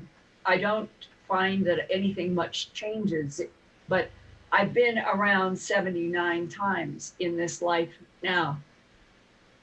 And that's why when I say this, this is what just flooded my mind as I heard your question.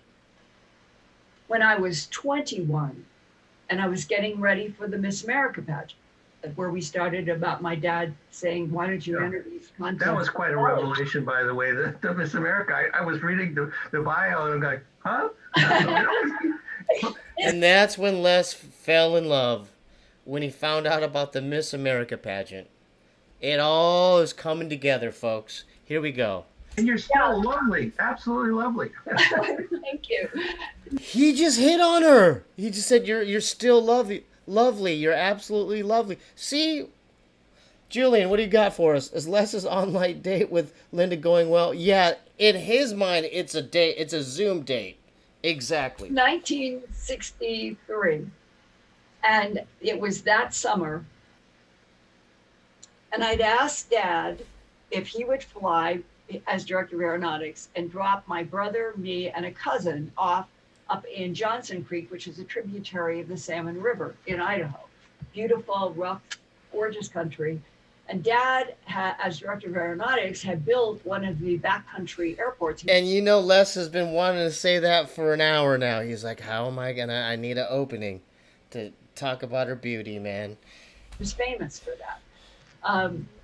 And there were like nice, clean toilets and campgrounds and all that stuff that were there. And you'd be dropped off with sleeping bags and you've got a perfect place. And my brother fished and we had fresh fish every night and all of that. And my goal was I wanted my body, skin, muscle to be as tight as possible for Atlantic City, because it's very scary, the idea of walking in a swimsuit for 65 feet with 35,000 people in the convention center. And I wanted to at least. Hold up. Julian says Les is going to put his loosh on Linda's hat. Dude, I wish I never read that one. God, you caught me off guard. Oh, God. And don't talk about your beauty pageant, you in a swimsuit. Dude, this is Les you're talking to. Myself a Oh, chance no. to be as absolutely creaseless as possible. So there was a ritual.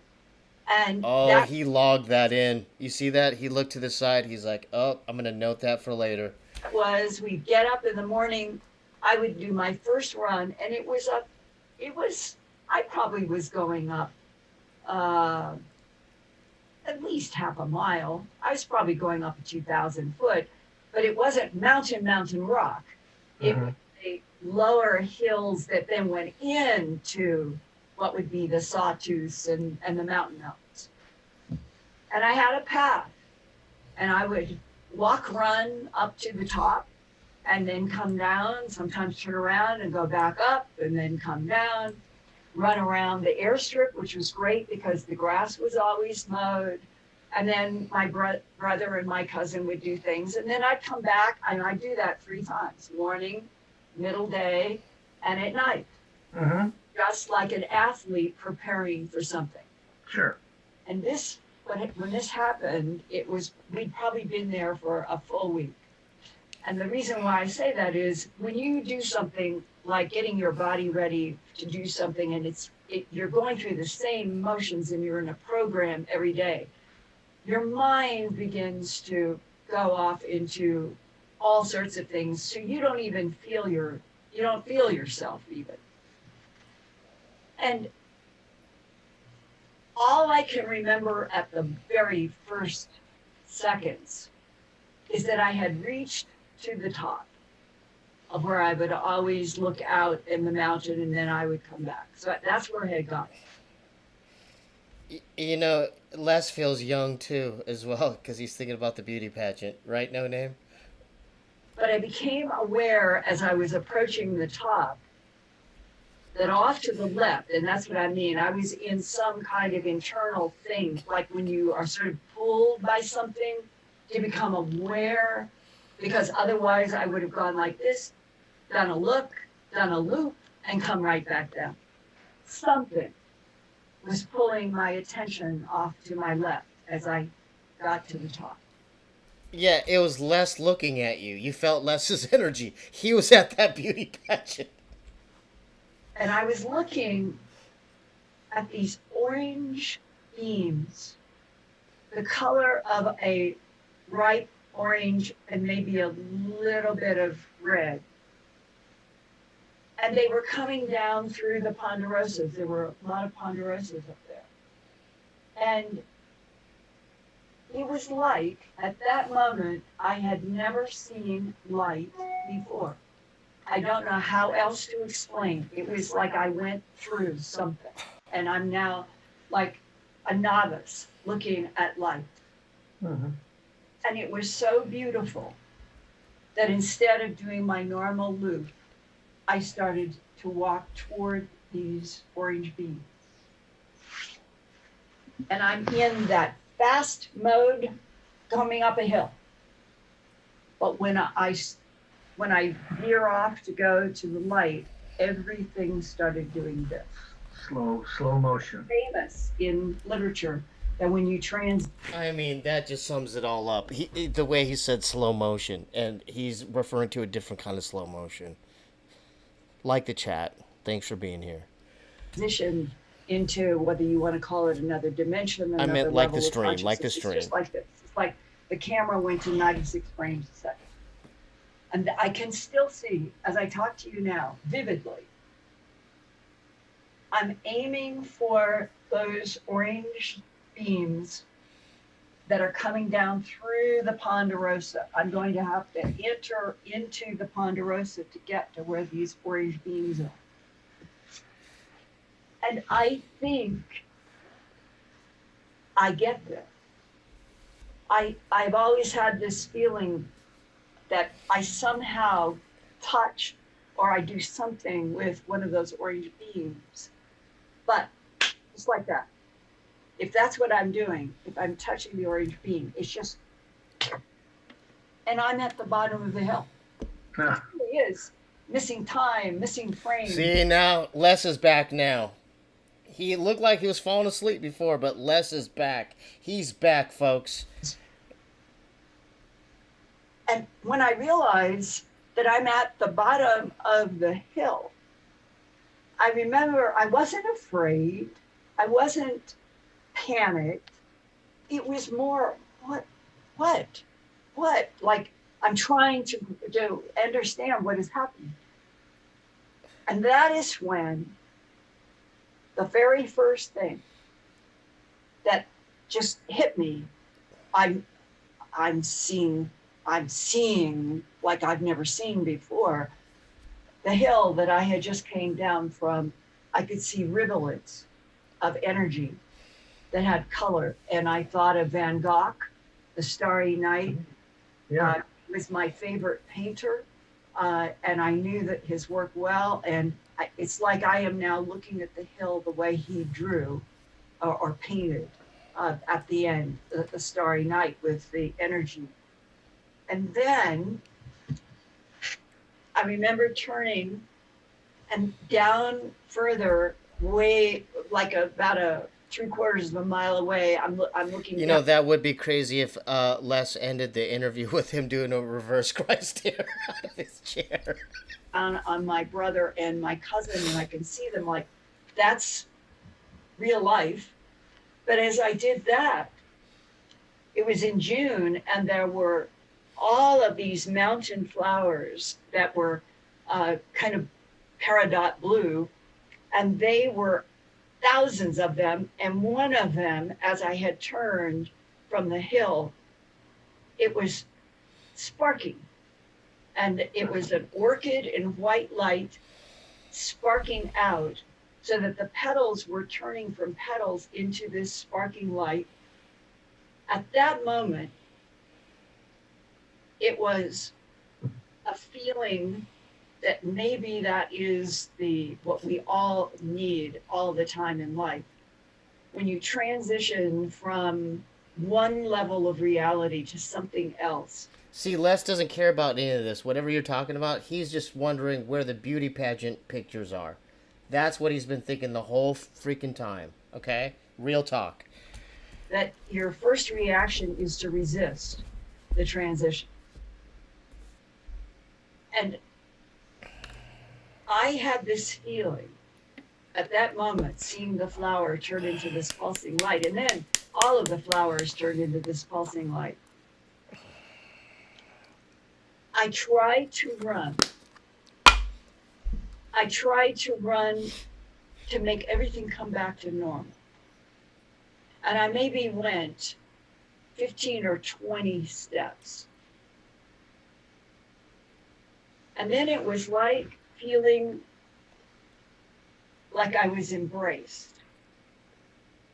Yeah, we gotta do some research on Les. Yeah, he's kind of coming. He's coming at us from left field, and we got to find more about Les because I not seeing anything. There's nothing else around me, but it was something like warm jello. Warm jello. I come into warm jello. I don't even know what she's talking about anymore because I'm worried about what Les is thinking. I'm honed into Les right now. And I was standing in this twilight between what I was at the top of the mountain before the orange lights and whatever is happening now. And I remember that I was staring and I could see a few of the twilight, what they call at the Salmon River, you will see some stars that come right along the tops of the mountains because the sun so quickly goes down behind. And they were flashing just like the flower. And then that embrace of the warm jello, the pressure came up under my... So you think she's dabbed out right now? I was wondering that. I don't think she is, but I think this is her in her natural state. This is just the way she talks. Hands. And I found myself now like an observer, not resisting, just watching. And my own hands come up in front of my face with this warm feeling of jello, holding them there. And this thought voice in my mind.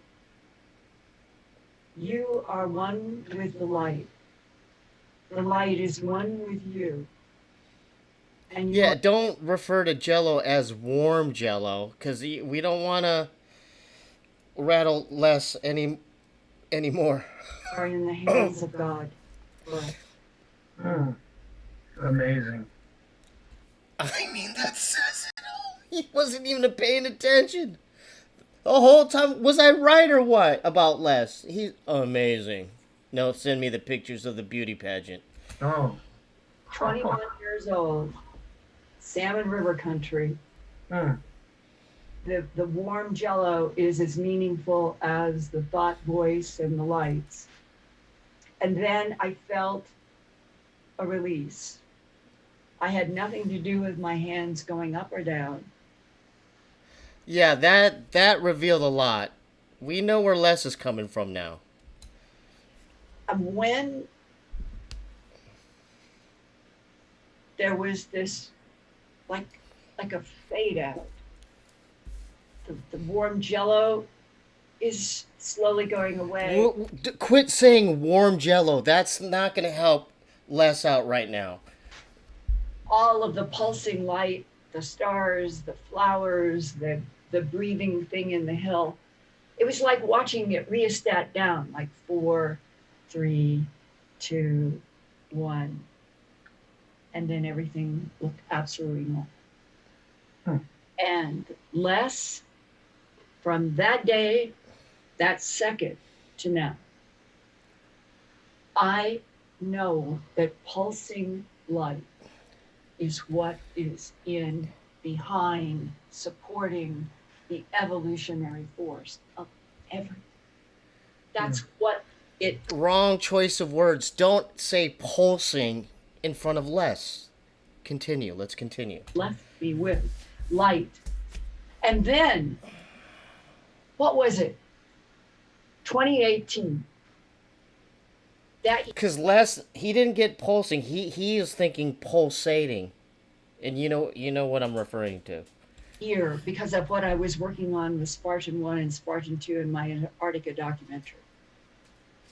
I had a lot of books that had to do with Anunnaki and symbols and things, trying to get a better handle about what could be 2 miles down under Antarctica.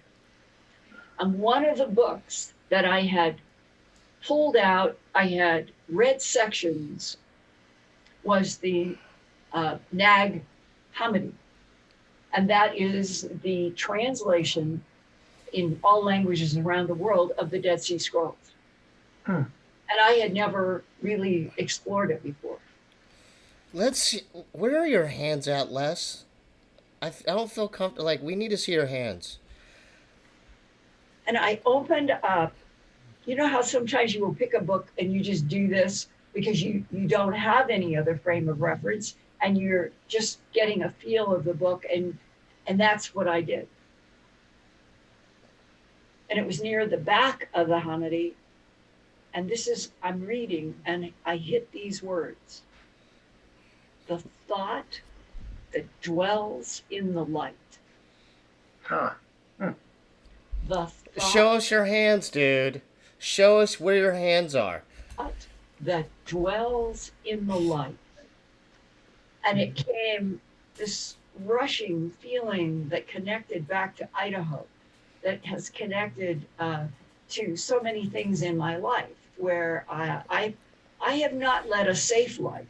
Best believe after this interview, he's going to make a bunch of green warm jello naked. I've been in many. Julian, what do you got for us? many. Les has one of those Pringle budget warm jello. Yeah, best believe that, Julian. Best believe it. Dangerous place. And even when maybe I should not have survived, I have been protected. And Daniel, that's all good. We just want to chill out, dude. If you fall asleep, treat it as an ASMR video. Yeah, this is a hangout. I felt suddenly the thought that dwells in the light. That's Idaho. That's all of it. Sure. That every piece of matter, when the See, he's looking sad again. What's going on, Les? brilliant physicist wrote Bohm. Boom.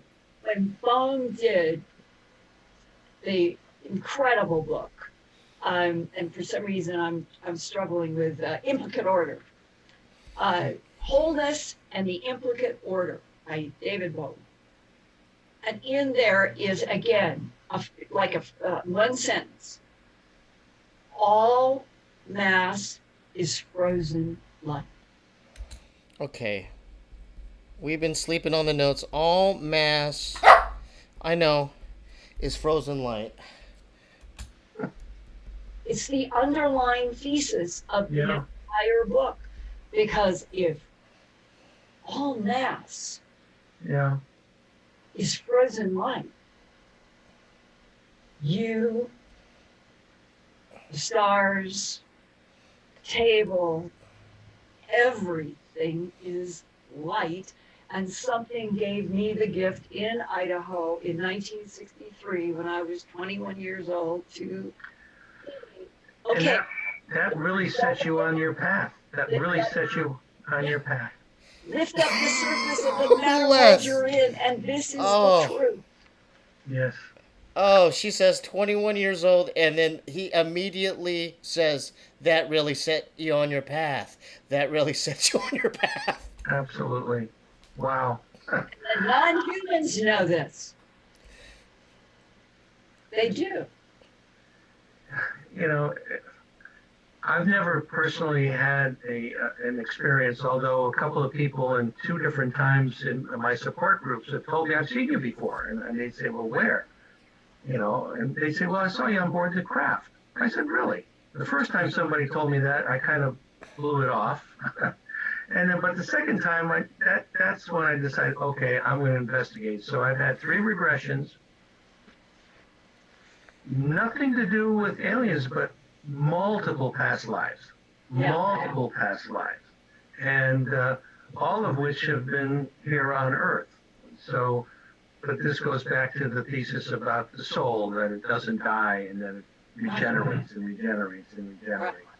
But that's a fantastic story that you just told. Oh my God, I didn't realize that you had an experience like that. Yes, it grounded me for the rest of my life. And once you have been through that kind of, it's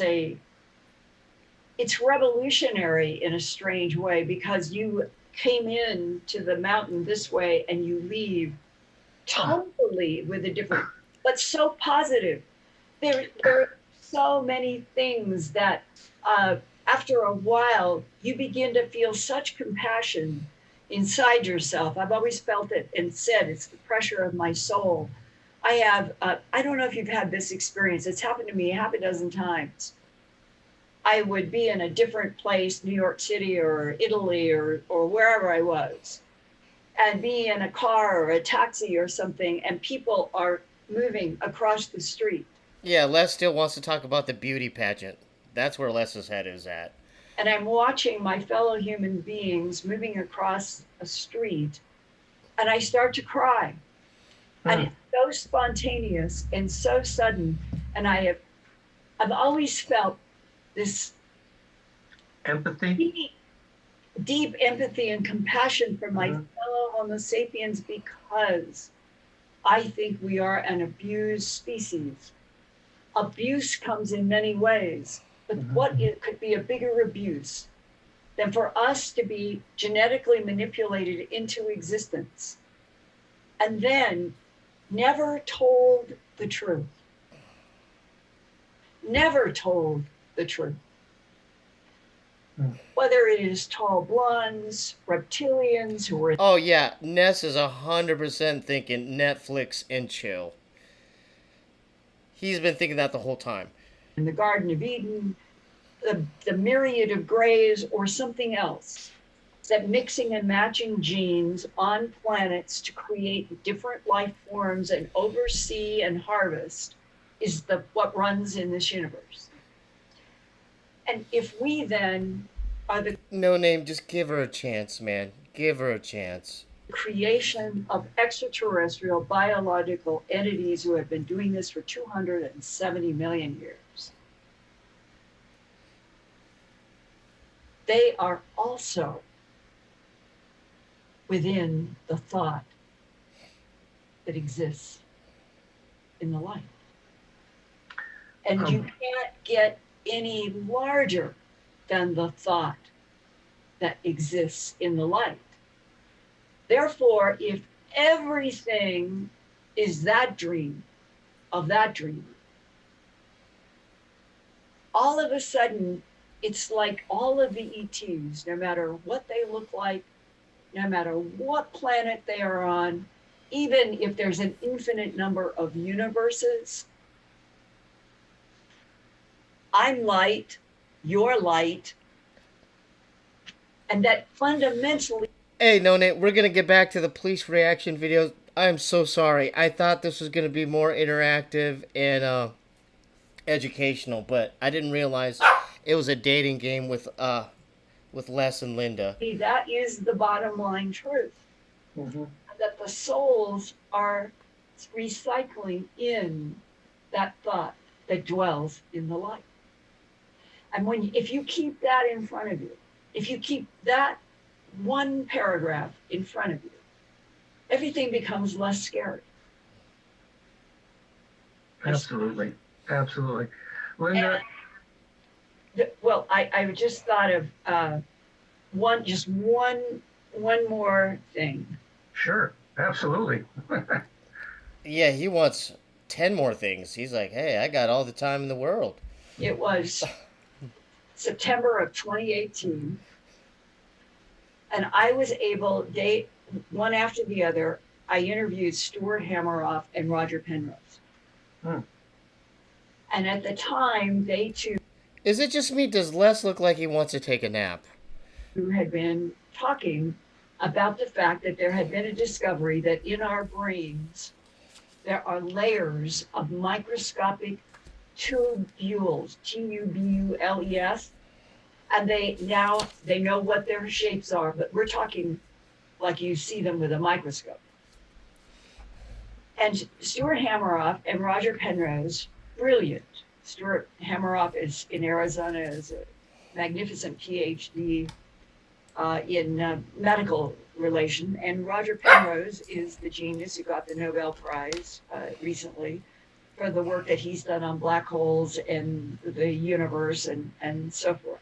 I was almost like intimidated, but I then bring back my experience in Idaho every time I feel intimidated, and it somehow it levels everything off, and I could talk with them like I'm talking with you.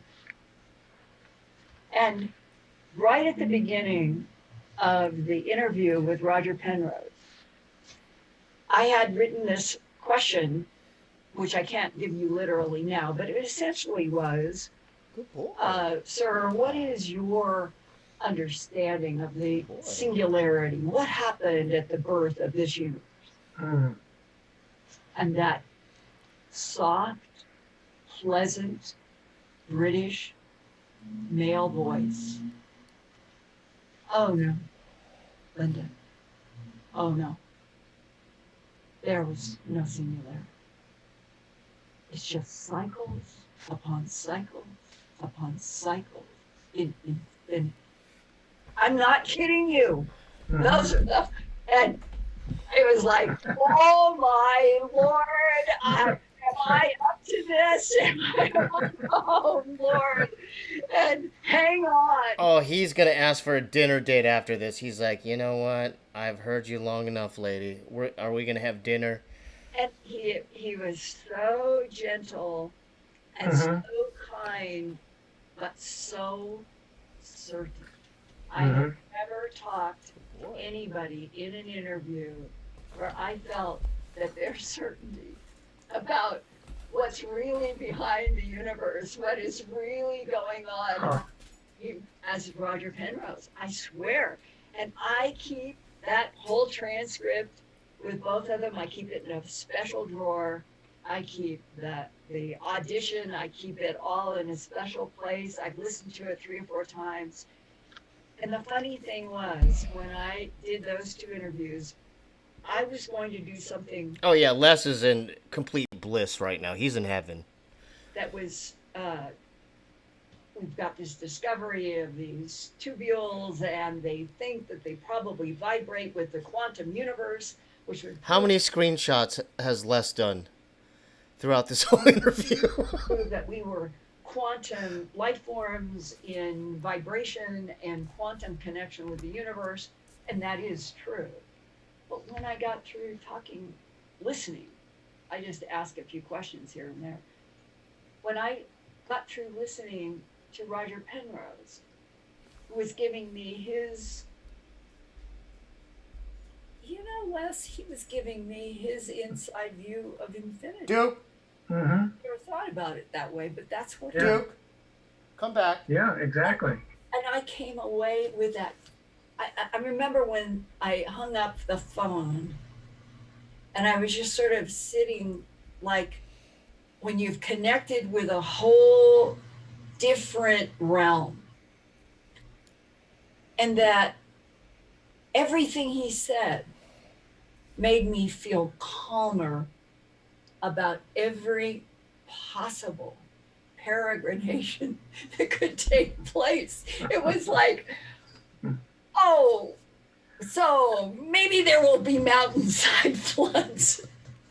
I'm guessing Les, it's probably going on 10 years. He's had a 10-year crush. I mean, he's probably has all her books. Like, he has it right there. He has one of her books right there. Oh, it's happened before. Because Sure. his thing was, in a way, like boom, cycles upon cycles upon cycles, universes upon universes upon, and every variation of every possibility has gone on, goes on, and there is no end. Yeah. Yeah. Except I do have to end now this interview. Linda, first of all, thank you so much this has been absolutely enthralling for me. This is great. Fantastic. And we know it's been enthralling for you, Les. Are you, it is. It's absolutely wonderful. I mean, the first time I met you in '92 at that MUFON symposium, and all these years later, almost 30 years. Oh my God, I can't believe it. It doesn't, when you go to time and put it in sentences. This was the way 4 you years do, ago. It doesn't make any sense. Because No. I have never bought into birthdays as you're supposed to be married by this and divorced by then and getting ready for a funeral. And I just never have lived life that way. And to me, if you look at Yeah, he's waiting to see, are you free for dinner tonight? a revolution around the sun, 100%. something that you're gaining, that you can Okay, get I'm sorry. stronger, that you Almost have done. more energy, and because you have more knowledge. If the planet were taught that, I think we'd be a lot healthier. Oh, absolutely. Absolutely. I think so. I agree with you 100%. Now, are you going to be doing any conferences coming up? I know you have some TV stuff going on and books. I think you have a new book coming out. Well, I'm working on one. You're working on it. It's when you take on your own life, I'm telling you, that's the hardest thing that could possibly. Ah, very good. Very good. But I look did- forward to I that. did Conscious Life Expo in February, and Okay. the Zoom experience is frustrating. We need to link up for a Conscious Life Expo as well. All of us. Or an And alien that's con. Contact in the Desert in June. I'm going to be doing 3 presentations and I think 3 panels in that. So it'll be like if we were in California live. But Mhm. again, it's going to be through the digital world because of COVID. Right. And where we 2019, I was on 46 airplanes. I have 46 airline tickets from 2019. Wow. Oh my goodness. COVID, She goes everywhere, man. we've Conferences done everywhere. nothing. And so for the foreseeable future, this is another one of those, we'll call them variations in the timeline and Roger Penrose cycles. There have been pandemics before and there will be pandemics after. It is horrible. And Yeah. that to be free to get on an airplane without anxiety and go someplace to lift a glass of champagne with other humans without fear is now, I think, the biggest desire Thrill. that everybody has, right? Exactly. We have Exactly. a long way to go because the variants are bad. So Yeah. that people can keep up at Earth Files, just go to www.earthfiles.com, and I have a conference and appearances thing that's kept up for me. He wants to ask her, so what are you doing for dinner tonight? That's what he really wants to ask. And the Earth Files YouTube channel, every Wednesday night, I am going into stuff as deeply as I can every week. No, she has a stream called Earth Files every Wednesday on earthfiles. Yeah, on her YouTube channel. Is a mental, physical challenge to do that every week. But I am finding it's moving from, oh, this is so much work, to a kind of exhilaration because we keep growing and growing in population around the world. And when people say, you've saved my life, I'm now understanding this, it gives me energy to keep going. So I am doing something I truly like doing. No, give Les a chance. And the conferences in the real world will, I guess, maybe 2022. I'll look into that if Harlan will let me. Well, I'll react actually, to I'm it. going to the MUFON symposium in August. It's actually in August now. I was invited, but I said, Boy. Las Vegas, Yeah. in COVID pandemic, not yet. Okay, because I was looking at the speakers, I didn't see your name, so I said, "Oh, she's not coming." And I was looking forward to at least buying you a cocktail. There it is. Buying you a cocktail. That's a good way to end it, Les. Well, let's hope that we survive into 2022 with, if they can get the vaccination. He said it. We were thinking it the whole time. I thought dinner, but he was thinking cocktail. I want to buy her a cocktail. To 70%. Let's just Yeah. say, if we could get the Right. United States Oh yeah. and England and places 70%, I think that the world would really start. There's no settling. taser here. But not yet. And we are a long way from 70%. That's true. That's true. There's a Hellycat, thank you for the streams and always keeping it super fun and weird, Stevie. Hey, we'll go back to the thanks for being here. Like the stream. Let's do some more research on Les and possibly get an interview with Les. a lot of people, 20%, they say that are not thinking about even getting the shot. So that's tough. That's tough to try to get the herd immunity. Yeah. Look at what's Well, happening Linda, in India. Linda, thank you so much, for being with me today. I want to thank our listeners as well. As a nonprofit, we depend on donations, so it would be greatly appreciated that you go to our website, that's opusnetwork.org, and hit the donate button, and then hit the subscribe button on this as well. So again, Linda, thank you, and keep up the great work that you do. Thank you so much. And to Opus. Oh Thank yeah. you. Okay, we made it through the whole thing, folks. I'll be back on Thursday for we'll get into something else. We'll go into more fun reverse Christ police reaction videos. Love y'all. Y'all tune in on Wednesday for that Hotel Roosevelt vlog that I did yesterday. I'm gonna export that right now, put it on the YouTube, and see you all on Sunday. And thanks for being here tonight. Love y'all.